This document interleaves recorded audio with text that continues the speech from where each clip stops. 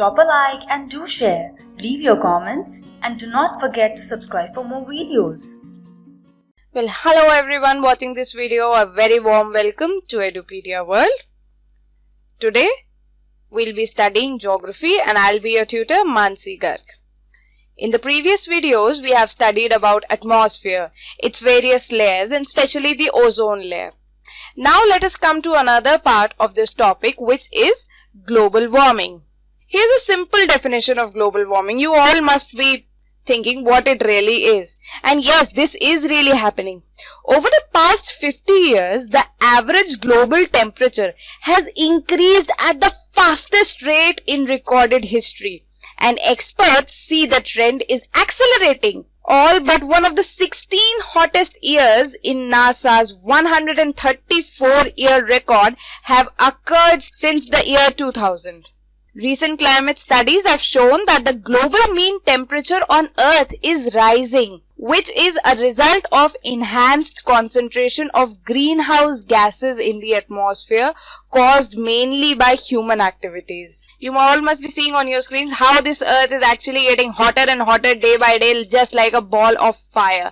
And because of the effect of global warming, the lakes, this water body which was such bountiful in 2011 has reduced to this state in 2014. See the comparison for yourself. Now, global warming is the result of enhanced concentration of greenhouse gases in the atmosphere caused mainly by human activities. Climate change deniers have argued that there has been a pause or slowdown in rising global temperatures. But several recent studies, including a 2015 paper published in the journal Science, have disproved this claim. And scientists say that unless we curb global warming emissions, average world temperatures would increase by up to 15 to 10 degrees Fahrenheit over the next century. That is a lot. Seriously guys, that is a lot of temperature increase which will lead to dire consequences, unimaginable consequences. Now, what is the greenhouse effect? Since the past two slides I have been saying greenhouse gases, greenhouse effect. Let us see what is it. Now what happens is when the sun rays reach the earth in form of radiations. Some radiations are absorbed by the earth's surface and they warm it. The other part of solar radiation is reflected by the earth's atmosphere, as you must also be seeing on your screens. Fine. Now what happens is some radiation, it is absorbed by the earth's surface, and from the earth's surface some of the infrared radiation is emitted by earth's surface back to the atmosphere. Some of the infrared radiation, it passes through the atmosphere and some is absorbed by greenhouse gases in the atmosphere and re-emitted in all directions by the atmosphere. The effect of this is to warm the earth's surface and the lower atmosphere. This is the natural greenhouse effect which keeps the earth sustainable. It keeps the earth's temperature warm enough to sustain life. The greenhouse effect is a natural process that warms the earth's surface. When the sun's energy reaches the earth's atmosphere, some of it is reflected back to space and the rest is absorbed and re-radiated by greenhouse gases. Greenhouse gases include water vapor, carbon dioxide, methane, nitrous oxide, ozone and some artificial chemicals like chlorofluorocarbons, or popularly known as CFCs. The absorbed energy warms the atmosphere and the surface of the earth. This process maintains the earth's temperature at around 33 degrees Celsius warmer than it would otherwise be, allowing life on earth to exist. See, this is the natural greenhouse effect which is necessary. What happens is, due to human activities, now what is happening is this greenhouse effect is increasing day by day due to certain reasons. And this is causing the temperature of the earth to increase at a very alarming rate, which should be brought down. Moving on to factors causing global warmings, some natural causes include greenhouse effect, natural calamities, slow tilting of Earth's axis. Coming on to anthropogenic causes or man-made causes. They are respiration, mining activities, rapid industrialization, and increased automobile use. Now we'll discuss the causes of global warming one by one. First, coming on to ozone layer depletion. I'll give a very brief explanation of this because this has already been discussed in the previous slides. We have studied earlier in the previous video that the ozone layer in the stratosphere protects the earth from the ultraviolet rays of the sun, and its depletion is contributing to global warming because after its depletion, what happens is the sun's rays, they directly come to the earth with a greater intensity, with its original intensity. Otherwise, had ozone layer been present, the solar radiation's intensity which reaches the earth would have diminished.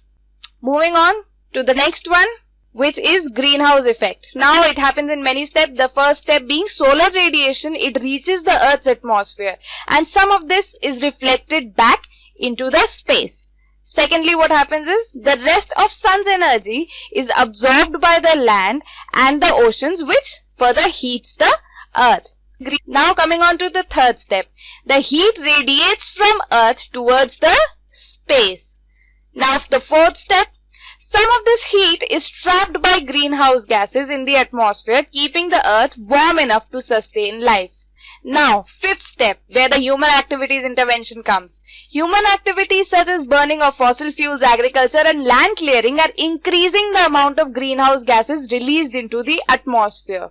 Now, this is trapping the extra heat and causing the earth's temperature to rise. This is what is happening due to human activities. The earth's temperature is increasing day by day.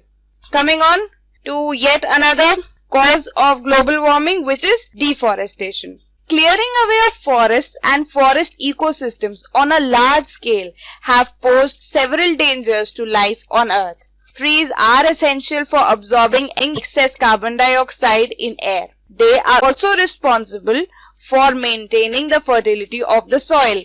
In their absence, winds blow away the topsoil as dust into the atmosphere. The dust in the atmosphere plays a key role in reflecting terrestrial radiation back to the earth. It may also cause extra cooling at night because bare soils get cooler and warmer more quickly than soils covered with vegetation. Now let us look at some of the figures and facts related to the Asian transport emissions. Vehicles in Asia are doubling every 5 to 7 years. See the rapid industrialization and urbanization we are going through. Now Asian economies, they lose 2% to 5% of their GDP every year due to road congestion. This is a very huge amount, guys, because their GDP, the economies, they are huge. Now, the region's cities suffer from the highest pollution level in the world, with as much as 80% attributable to transport. Remember the smog in Delhi? In 2012, transport was responsible for 23% of global greenhouse gas emissions. See, this is the condition of Asia, in such a very bad state, which needs to be controlled as soon as possible, and preventive measures need to be taken. Now, non-OECD countries account for more than half of global transport emissions, with some 19% coming from developing Asia. That cuts a very sorry figure for Asia in the world map, but it is a developing country and it should be helped by other developed countries in curbing pollution. Now, let us come on to the impact of global warming. The atmosphere is being destroyed as a result of global warming. This can result in change in the climate of Earth. Already, the surface temperature of the Earth is on the rise. The global mean temperature increased by approximately 0.6 degrees Celsius in the 20th century. Each year, scientists learn more about the consequences of global warming, and many agree that environmental, economic, and health consequences are likely to occur if current trends continue. We can look forward to melting glaciers, early snowmelt, and severe droughts that will cause more dramatic water shortages and increase the risk of wildfires. Rising sea levels will lead to coastal flooding. Forests, farms, and cities will face troublesome new pests, heat waves, heavy downpours, and increased floodings. All these factors will damage or destroy agriculture and fisheries. Disruption of habitats such as coral reefs and meadows could drive many plant and animal species to extinction. Allergies, asthma, and infectious disease outbreaks will become more common due to increased growth of pollen-producing ragweed, higher levels of air pollution, and spread of conditions favorable for pathogens and mosquitoes. So let us discuss some of these significant impacts further in detail. The main impacts that we'll be discussing over here in this video today will be the rise in sea levels, precipitation changes, radiation imbalance, agriculture, water resources, and diseases. All these due to global warming. Now, firstly, let's discuss rise in sea levels. Global warming is the primary cause of current sea level rise. Seawater expands. In fact, any water, it expands as its temperature rises. Heat-trapping gases from human activity have increased the global average temperatures by 1.4 degree Fahrenheit since the 1880s. Shrinking glaciers and ice sheets are adding water to the world's oceans. This is all a very vicious cycle which will keep rotating unless and until the human race is going to take some serious preventive measures. Over the last 100 years, because of global warming, the ice reserves have melted and the sea level has risen by about 10 to 25 centimeters. It can have disastrous effects on human habitations and sea coasts, as 1/3 of the human population lives within 60 kilometers of a coastline. Many towns and cities could even be submerged underwater. Now, the sea level is accelerating. Heat-trapping gases already in the atmosphere will cause unavoidable increase in temperature over the coming decades. Sea level will rise faster as oceans continue to warm and land ice melts more rapidly. I hope you can see in the video also what are the ocean levels today and what they will be in 2050. Such an increase. How are we going to survive? The choices we make today will determine how high sea levels rises in this century, how fast it occurs, and how much time do we have to protect our communities. Otherwise, by 2100, we will all be submerged underwater due to continued high emissions of heat-trapping gases, and which will lead to rapid melting of glaciers and ice sheets. But if we learn our lesson today and reduce the emissions of heat-trapping gases, the melting of glaciers and ice sheets will slow down. But if we don't learn our lesson, in the end, we will definitely be eaten by sharks. Hope you all got this concept. Now, let us move to the second one, which is precipitation change. Warming of atmosphere will considerably increase its moisture carrying capacity. While the troposphere warms up, the stratosphere will cool down. This would cause widespread changes in rainfall patterns due to changed pattern of air mass movements. Rainfall is expected to increase at higher latitudes in both summer and winter, and in southern and eastern Asia in summer. However, winter rainfall may decrease at lower latitudes.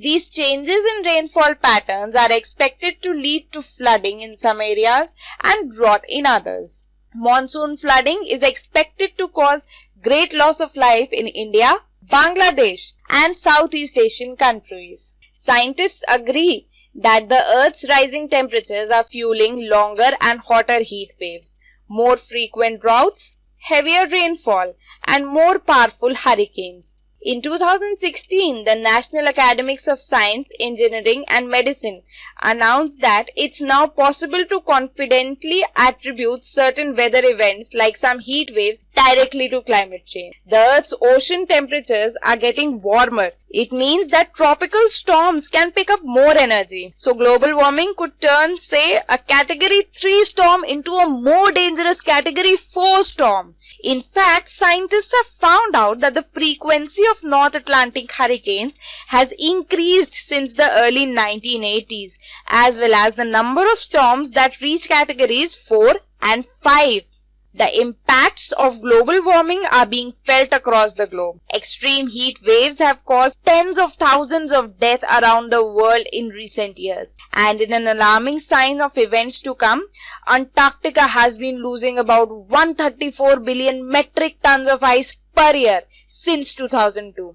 This rate could speed up if we keep burning fossil fuels at the current pace, some experts say, which will in turn cause sea levels to rise several meters over the next 50 to 150 years if we do not learn our lesson today and make amendments. Now, radiation imbalance, the third one. It is the balance between the radiation coming into the atmosphere and the radiation going out that sustains life on Earth. Any change in this balance can have rapid impact on life forms on Earth because it will have an impact on the sensitivity, adaptability, and vulnerability of the whole biospheric system. With increasing global warming, many species are expected to shift slowly polewards or towards high elevations in mountain areas. Since trees are sensitive to temperature changes, an increase in temperature may cause large-scale death of trees and their replacement by scrub vegetation. Many species may not be able to migrate fast enough to track temperature changes and they may disappear, become extinct like a dodo. You can see how on the left hand side the natural greenhouse effect is working and how on the right hand side the altered greenhouse gas, the increased greenhouse gas effect is being shown, which will eventually lead to global warming. Coming on to the fourth impact of global warming, the impact on agriculture. Climate change will bring about substantial changes in cereal production, especially in the tropics. In the tropics, cereals dominate the food sources and are the mainstay of agriculture. There will be more shortages of cereals. Long-term fluctuations in weather patterns could have extreme impacts on agricultural production, slashing the crop yields and forcing farmers to adopt new agricultural practice in response to altered conditions. It will result in loss of fertile coastal lands caused by rising sea levels, the loss of biodiversity in fragile environments, mainly in tropical forests, dramatic changes in the distribution and quantities of fish and seafood, more unpredictable farming conditions in tropical areas, increased frequency of weather extremes, be it storms, floods or droughts, longer growing seasons in cool areas, increase in incidence of pests and vector-borne diseases. Let's come on to the other one, which is temperature changes and precipitation extremes like flooding can increase pathogen load.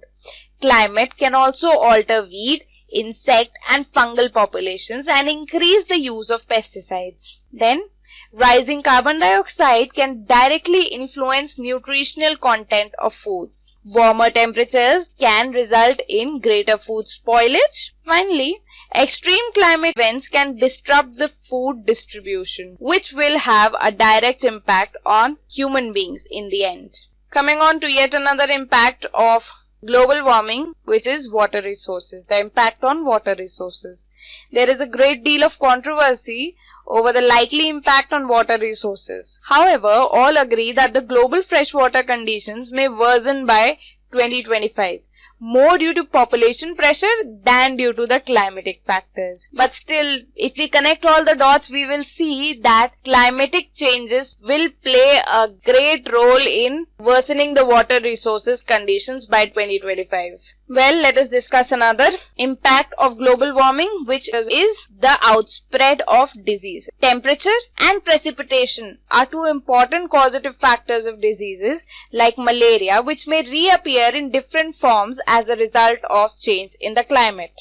Now, the rising temperatures will lead to severe weathers, which will be a cause of injuries, fatalities, and mental health impacts. Also, the extreme heat will be a stimulus for heat-related illness and death. Also, cardiovascular failures.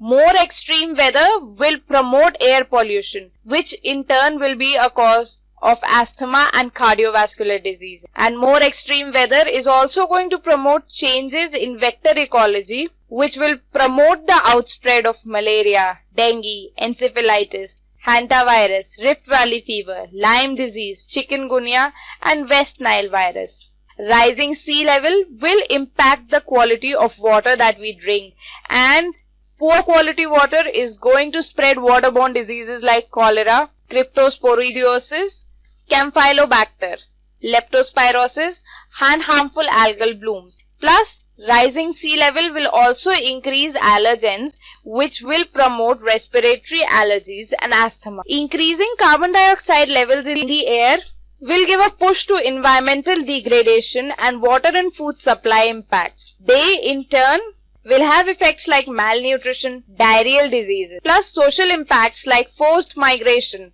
civil conflict, and mental health impacts. These were all of the many horrible outcomes of the increased global warming. Now, still we have time to undo our mistake, to rectify our mistakes. You must be wondering how to stop global warming. Well, you can do so. It's not that difficult. If everyone thinks about the environment and contributes some of their efforts towards it, we still will be able to stop the Armageddon that will be coming towards us. We can reduce it by reducing our own carbon footprint by following a few easy steps, like making conserving energy a part of your daily routine and your decisions as a consumer. When you shop for new appliances like refrigerators, washing machines, dryers, or anything, look for products with the government's Energy Star label.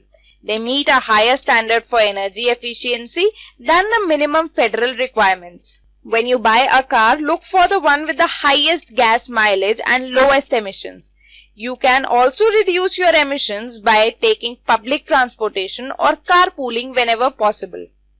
And while new federal and state standards are a step in the right direction, much more needs to be done. You have to voice your support for climate-friendly and climate change preparedness policies and tell your representatives that transitioning from dirty fossil fuels to cleaner power should be a top priority. It's vital to build a healthy and more secure community. You can preserve existing forests and encourage reforestation. You can encourage environmental treaties and laws. You can focus on harnessing and developing alternate energy sources. Plus, we can always contribute for the slower population growth and more efficient energy use.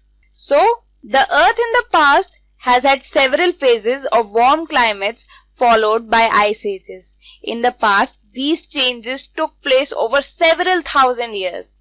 Such changes may now take place over a few decades or a century. Further, during such changes in the past, life forms, landforms, and water bodies have changed. We can now expect such changes taking place within a few centuries if we do not protect our environment. So please try and do your share. Thank you and have a nice day.